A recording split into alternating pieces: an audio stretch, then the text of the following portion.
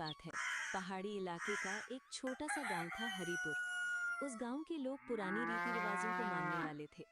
पहाड़ी इलाका होने की वजह से वहां पर इतनी खास आधुनिक सुविधा नहीं थी। एक दिन इस गांव में एक आदमी जिसका नाम रमेश था और उसकी पत्नी कविता उस गांव में रहने के लिए आए। कविता, मुझे बहुत भूख लग रही है। सुबह से पैदल चलकर आ रहे हैं और ऊपर से इस गर्मी में गला भी सूखता जा रहा है। हाँ रमेश, भूख तो मुझे भी बहुत लग रही है, लेकिन जब हम इस गांव में आए तो हमें इस गांव में कोई खाने पीने का दुकान भी नहीं दिखा।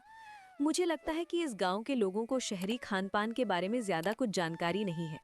चलो कविता, अब हम इस गांव के सरपंच के पास चलते हैं। सरपंच जी से पूछकर एक घर किराए पर ले लेंगे। फिर वो दोनों गांव के सरपंच के पास जाने लगते हैं।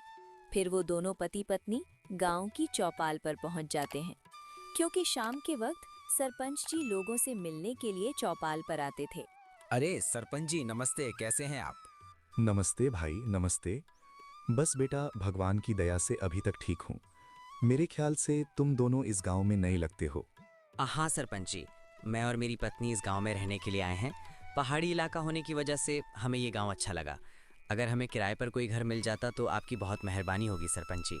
हाँ बेटा, जरूर। गांव के कोने पर एक घर खाली पड़ा है। वो घर हमने हाल में ही तैयार करवाया है। अगर तुम्हें वहां रहने में कोई परेशानी ना हो तो तुम उसी घर में रह सकते हो। आपका बहुत बहुत धन्यवाद सरपंच जी। क्या मुझे इस गांव में कुछ काम मिल सकता है? क्योंकि सरपंच जी, मैं अभी इस गांव में नया हूं, तो मुझे काम की भी सख्त जरूरत है। देखो बेटा, हमारे गांव में ज्यादा आधुनिक सुविधा नहीं है। गांव के सभी लोग अपनी अपनी खेती बाड़ी करते हैं और उसी से ही उनका घर चलता है। अगर तुम्हें अपना कोई काम आता है तो तुम कर सकते हो। सरपंच की बात सुनकर रमेश परेशान हो जाता है। तभी रमेश को देखते हुए सरपंच जी बोलते हैं, अरे बेटा, अभी से चिंता मत करो। अभी तुम गांव में नए आए हो। गांव की हवा का आनंद लो, गांव में घूमो, फिर बाद में अपना कोई काम करने की सोचना। सरपंच की बात सुनने के बाद दोनों अपने नए घर में आ जाते हैं। घर बहुत सुंदर था। घर को देखकर कविता भी खुश हो जाती है। इतने में ही रमेश कविता से कहता है, कविता, आज तो सफर ने बहुत थका दिया और ऊपर से भूख भी लग रही है। खाना बनाने में भी 1 घंटा तो लग ही जाएगा। ऐसा करो, बैग में कुछ मैगी के पैकेट रखे हैं। ऐसा करो, अभी मैगी ही बना लो, वो तुरंत बन जाएगी। हाँ जी, भूख तो मुझे भी बहुत लग रही है। आपने ठीक किया जो शहर से आते वक्त मैगी खरीद ली। मैं अभी जल्दी से आपके लिए मैगी बनाकर लाती हूँ। फिर कविता रसोई में जाकर चूल्हे पर मैगी बनाने लगती है।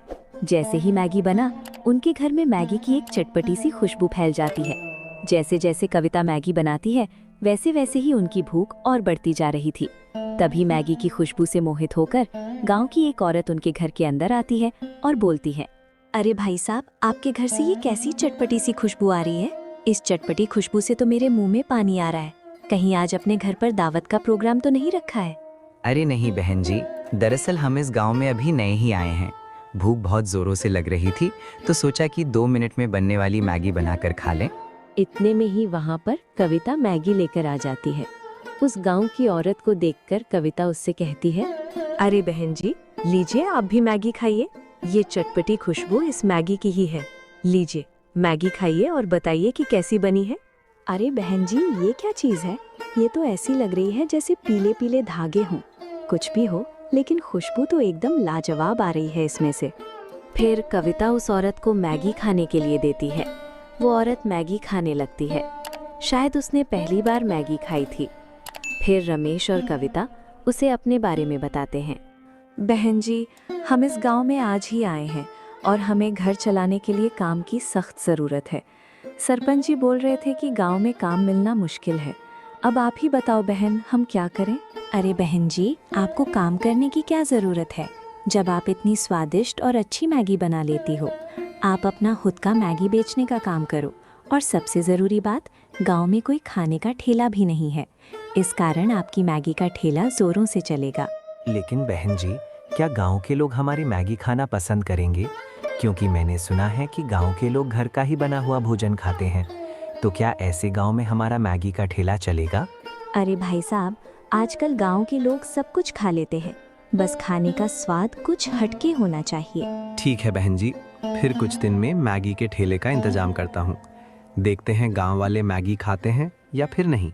फिर रात के समय दोनों पति पत्नी इस बात पर विचार करते हैं कि उन्हें गांव में मैगी का ठेला लगाना चाहिए या नहीं।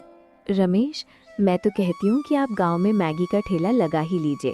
वैसे भी जब हम गांव में आ रहे थे तब देखे थे गांव में एक भी खाने का ठेला नहीं दिखा, और मैगी तो तुरंत बनने वाली चीज़ है।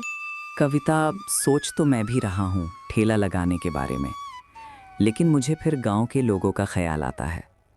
कविता, गांव के लोगों का स्वभाव शहरी लोगों से अलग होता है।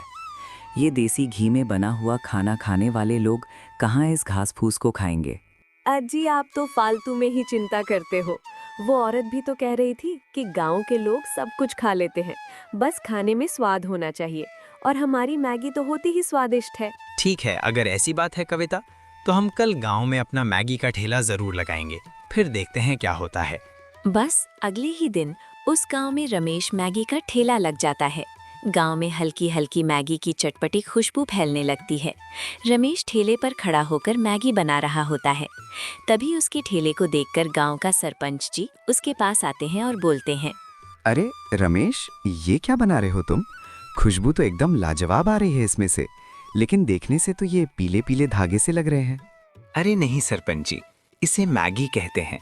शहर के लोग इसे खूब खाते हैं और इसे बनाने में ज़्यादा समय भी नहीं लगता और जल्दी तैयार हो जाती है और खाने में भी स्वादिष्ट लगती है। हाँ रमेश, वैसे इसकी खुशबू से ही पता चल रहा है कि ये खाने में स्वादिष्ट है। वैसे एक प्लेट कितने रुपए दे रहे हो?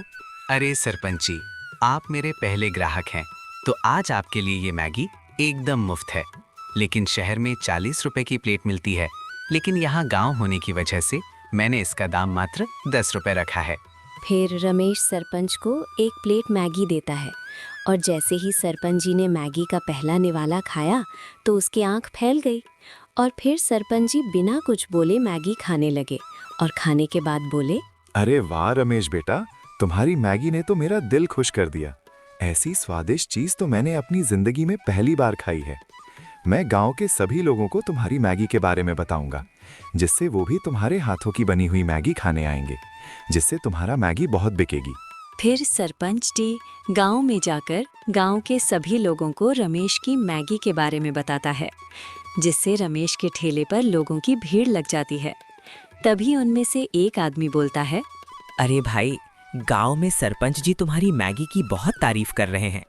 ऐसा तुमने क्या खिला दिया है हमारे सरपंच जी को, जिससे वो तुम्हारी मैगी की तारीफ किए ही जा रहे हैं? हाँ भाई, मैंने आपके सरपंच जी को शहर की स्पेशल मैगी खिला दी है। अरे हाँ, याद आया, सरपंच जी मैगी का नाम ही ले रहे थे कि वो नया आदमी गांव में मैगी बेच रहा है।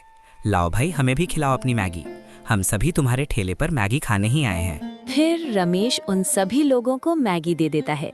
गांव के लोग एकदम मैगी पर टूट पड़ते हैं। वो भी बिना कुछ बोले स्वाद लेकर मैगी बड़े मजे से खाने लगते हैं।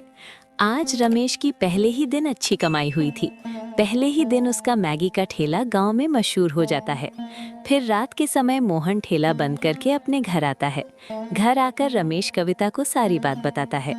अरे कविता, आज मैंने सरपंच जी को मुफ्त में मैगी खिला दी, जिससे खुश होकर उन्होंने पूरे गांव में अपने मैगी के बारे में बताया, जिसे सुनकर गांव के बहुत सारे लोग ठेले पर मैगी खाने के लिए आने लगे। अच्छा जी, चलो गांव का सरपंच जी हमारे कुछ तो काम आए। इसी बहाने सरपंच जी ने हमारे मैगी के ठेले का प्रचार भी कर दिए। लेकिन रमेश, शहर से आते वक्त हम जो मैगी के पैकेट लाए थे वो सभी खत्म हो गए हैं, और गांव में मैगी के पैकेट भी नहीं मिलते। कोई बात नहीं कविता, मैं कल शहर जाकर मैगी के ढेर सारे पैकेट ले आऊंगा। फिर अगली सुबह रमेश शहर से मैगी के ढेर सारे पैकेट ले आता है। गांव के लोग मैगी के ठेले का इंतजार कर रहे होते हैं। अरे भाई, खेतों में काम कर कर के हर एक घंटे बाद भूख लग जाती है। अब हर बार घर जाकर खाना भी नहीं खा सकते। रमेश की वो मैगी हर बार लगने वाली भूख को मिटा देती है। फिर क्या था, बस गांव में मैगी का ठेला लगाने की देर थी। ठेले को देखते ही गांव के लोग मैगी खाने के लिए ठेले पर आने लगे। अरे भाई, हम तुम्हें ही याद कर रहे थे। कल सरपंच जी तुम्हारी मैगी की बहुत तारीफ कर रहे थे, पर कल मुझे ज्यादा काम होने की वजह से मैं तुम्हारे ठेले पर मैगी खाने नहीं आ पाया, इसीलिए मैं आज आया हूँ। लाओ भाई, अब मुझे भी अपनी मैगी खिलाओ। फिर रमेश उन दोनों गांव वालों को मैगी देता है। गांव वाले मैगी को खाते ही रह जाते हैं। वो बिना कुछ बोले स्वाद लेकर मैगी को बड़े मजे से खाने लगते हैं। वाह भाई, गांव का सरपंच जी ठीक ही बोल रहे थे। अरे भाई, तुम्हारी मैगी तो एकदम चटपटी है और खाने में भी स्वादिष्ट लग रही है।